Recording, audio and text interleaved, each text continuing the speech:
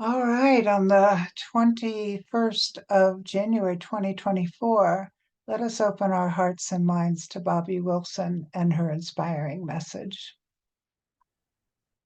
Thank you. This message came about because Wednesday afternoon at prayer care, at the end of our prayer session, Dava mentioned something that really hit me. She said, all the major religions of the world were founded on love, something to that effect, Dava. And I'm like, wow. It sparked in me the idea that there was this underlying power that fueled all of our belief systems, no matter what form they take.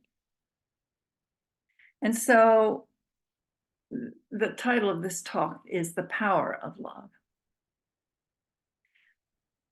Sometimes we think of love in little ways. I love chocolate. I love my husband. I love flowers, little sparks. And that's okay. But then sometimes we forget that behind that little impulse, that little spark, is the movement of the universe. And I was reminded when Teresa sang her song about Abigail. Do you think Abigail knew at the age of 4 years old that we'd all be sitting here years later experiencing her love? That little spark flew through Teresa to all of us and wherever else it's going. Love is uncontainable. And so if love is the basis of all religions, all belief systems, why don't they appear at all times to be loving? Why isn't this love evident as we look at some things out in the world? Love is one of the 12 powers that Charles Fillmore spoke about as the basis of unity. And I'm going to read a little quote from Winifred Wilkinson Hausman from her book, Your God-Given Potential, in which she describes the 12 powers. And she says, love is the most universally recognized and most frequently misinterpreted of the 12 powers. It is a part of life and living, and without love, people perish. When Jesus prayed the prayer of atonement with his disciples, he was calling attention to the ultimate activity of love, the spiritual oneness that pervades everything in the universe. Love is, love continues to be, just as the sun continues to shine, whether or not we know it is there, whether or not we can see it, whether or not we believe in it. That's from Winifred Wilkinson Hausman. So here we are talking about love in this talk as if we know we can talk about it, as if we know what it is, as if we know it when we see it, as if we can choose it, as if it's a thing. But love is not a something. It's not an object that we can reach for out there or desire or want or get. Why? Because it is. It's the very essence of our beingness. It's not something we can lose out there.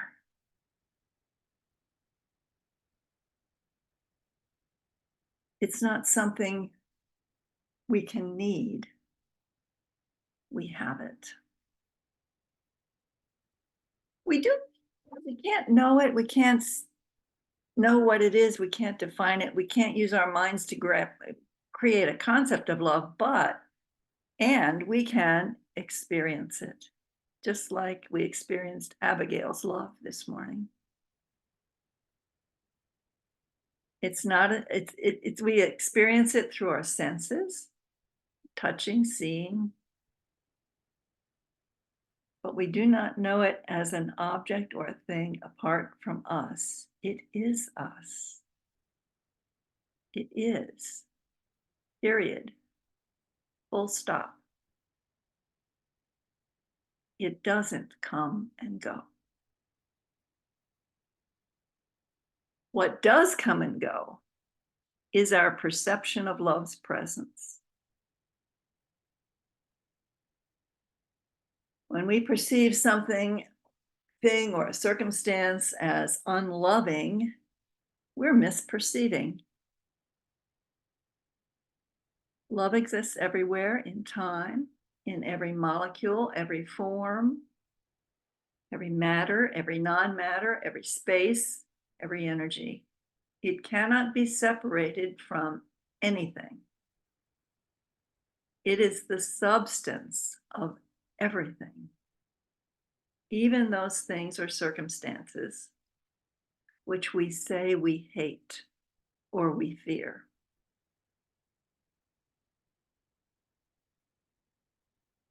I'm thinking of reading the news. How unloving that looks to me. What am I not getting? Love cannot be known, not by the mind or the ego or the individual.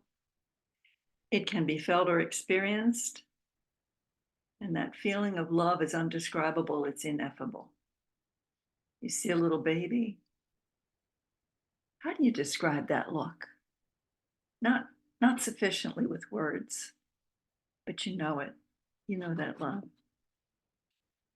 The mind is stymied by trying to think about the experience of love, and even more limited in trying to put that experience into words.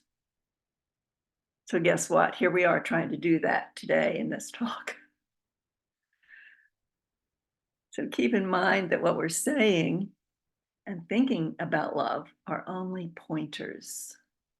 They're only suggestions of where, how, what our perception can get about love. We are swimming in love, actually. We are love in love with love. And this morning we are practicing actively becoming aware of our nature as love. So later on, I hope we'll have time to share some of our own experiences individually about love. But before we do that, I want to read you some quotes. This is from A Course in Miracles. You have but two emotions, yet in your private world, you react to each of them as though it were the other. For love cannot abide in a world apart, where when it comes, it is not recognized. If you see your own hatred as your brother, you are not seeing him. Everyone draws nigh unto what he loves and recoils from what he fears, and you react with fear to love and draw away from it. Yet fear attracts you, and believing it is love, you call it to yourself. Your private world is filled with figures of fear you have invited into it, and all the love your brothers offer to you, you do not see. Now, as you know, the Course in Miracles can get pretty wordy and heady. But what this means to me is that when I look at the news in the morning and I see these horrible images, and I react with fear, there's love in those images I'm not seeing. And I draw away from them. And the fear attracts me, believing in this love. You call it to yourself. So when I want something to love me, there's a little fear underlying that. When I want that little kid to come over and put its arms around me and it wants to be stubborn and not, there's a little fear that I don't get what I want with the love. So fear and love interact in a way that's very strange and opposite. So I'm going to paraphrase the Course in Miracles in two phrases. There are only two emotions, fear and love, and only love is real. And the second phrase is, everything is either love or a call for love. So when I see those images in the news, can I become aware enough and stop the little niggling that comes up? I don't want to look at that. I don't want to see that. I don't want to be in a world where that is. And can I look at it and go, where's the call for love and what is needed here? I'm going to tell a story of a friend of mine. Some of you heard this already in our book group on Monday. And she was watching TV and watching one of these, someone interviewing a politician. And she didn't particularly like this man. But she felt called to like keep watching but mute the sound. So she did that. And what she saw when she muted the sound was not a politician haranguing and ranting and saying this and that was ugly and hateful. What she saw in the image of his face was total fear. He was afraid. And when you see that in someone, doesn't that bring something close to home to rise up and go, I can feel that way too. In fact, I feel that way when I look at this man and his words. Feel the fear. And yet we have that in common. And there's a level of compassion that arises for a man who's so afraid that he has to spew these hateful things.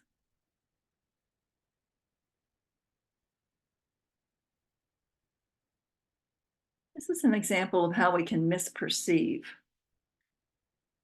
We don't see that fear is often motivating our behavior and other people's behavior. What if we looked at the world in all its appearance of hatred and ugliness and violence and see through the fear-driven images to the call for love? Because when we sit in our love, in our power, like we did in our meditation this morning,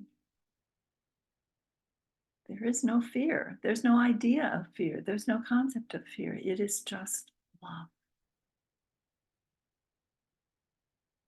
There are only two emotions, fear and love, and only love is real.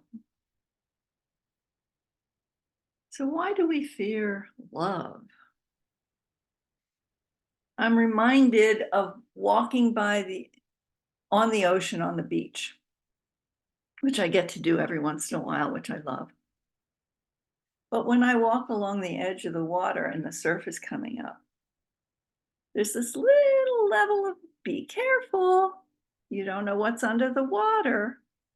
So I maybe just step a little bit into it, get my feet wet, maybe up to my ankles, and if I'm really brave, up to my knees.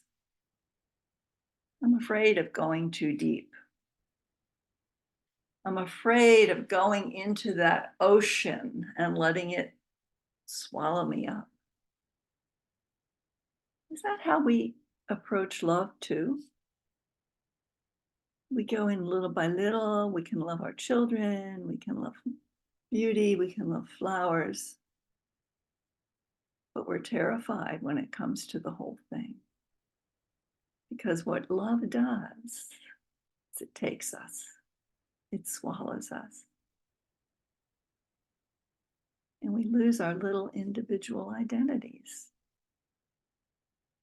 We become part of the whole. We become part of the consciousness, the awareness.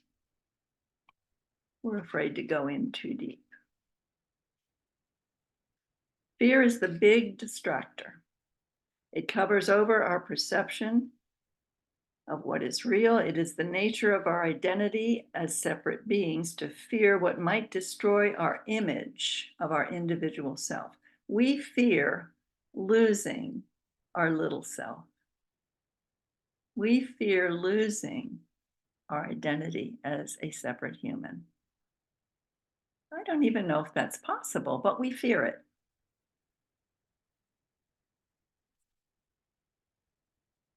Our humanity, in order to create this image of being separate from each other, has to have some sense of being distinct and special. Do we cling to our separation as individual humans to hold on to a sense that we are in control and not subsumed by the vastness of consciousness? And does this fear keep us seeing the world as scary and violent and destructive?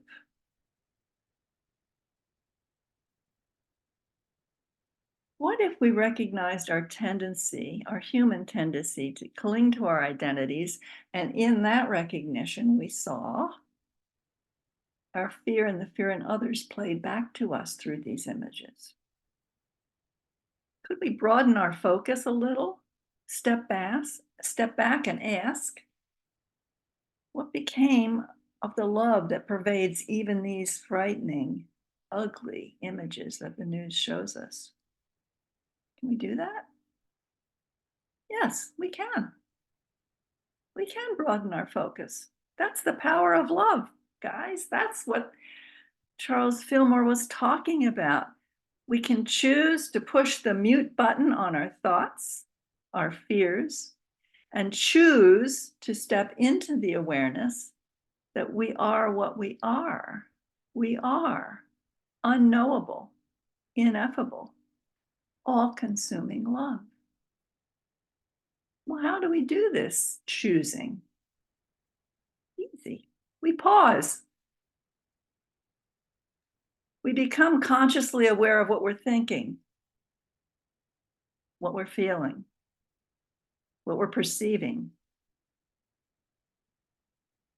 And we ask for the grace to see with the eyes of Christ consciousness. And we let go. It's simple. It's not easy to do because when we're consumed by our thoughts and our fears, they are sticky. They want us to be there. They want us to hold. This is from The Way of Mastery, another quote. And this is the voice of Jeshua, Jesus. Your experience is always the effect of where you choose to focus the attention of your consciousness. Consciousness itself being unlimited, forever, embracing all the many dimensions of creation. You abide in that which embraces all things in all ways and at all times. In truth, you do not know separation, birth or death, gain or loss. I think right there in that sentence, it mentioned everything that is the basis of our fear: separation, birth, death, gain or loss. That's what we have fears around, right? We fear death. And I guess out of the safety of our souls, we almost fear birth. We fear getting, we fear losing, we fear being separate. In the Gospel of Thomas, Jesus said, the kingdom of the Father is spread upon the earth, and people do not see it. Once again, we don't see what's behind those ugly images. We don't see the truth of the love. I'm going to end with a couple more quotes, and then maybe we can throw it open to some discussion. This is from Desmond Tutu, Archbishop Desmond Tutu, South Africa. Love wants nothing in return. It is simply love, an unconditional gift that is shared without expectation. Seeing others transformed by your love is reward enough. I'm thinking of Abigail.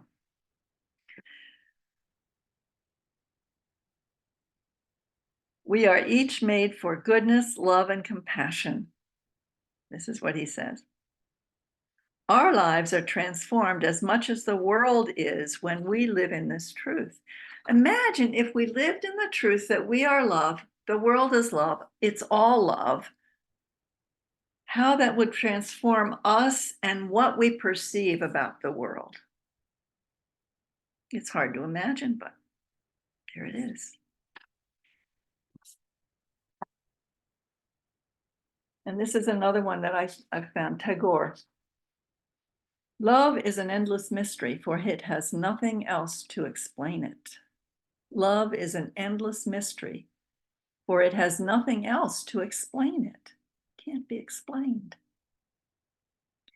And this is from Sri Chinmoy. Love is not a thing to understand. Love is not a thing to feel. Love is not a thing to give and receive. Love is a thing only to become and eternally be. Love is to become. And finally, from Meister Eckhart, he says, for God is not really lovable, since he is above all love and lovableness. How then should one love God?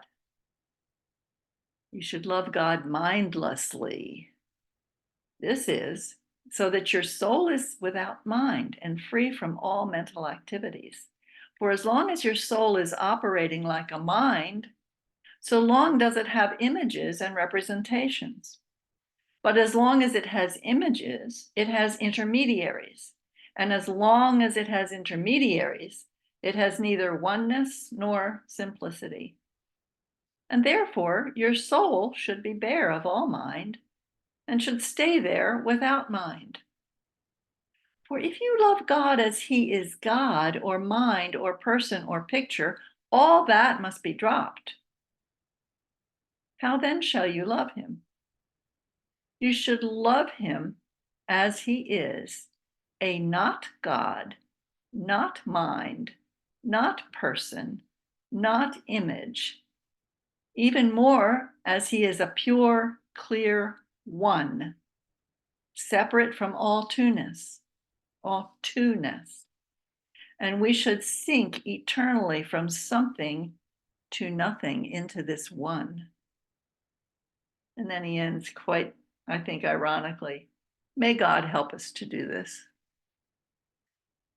So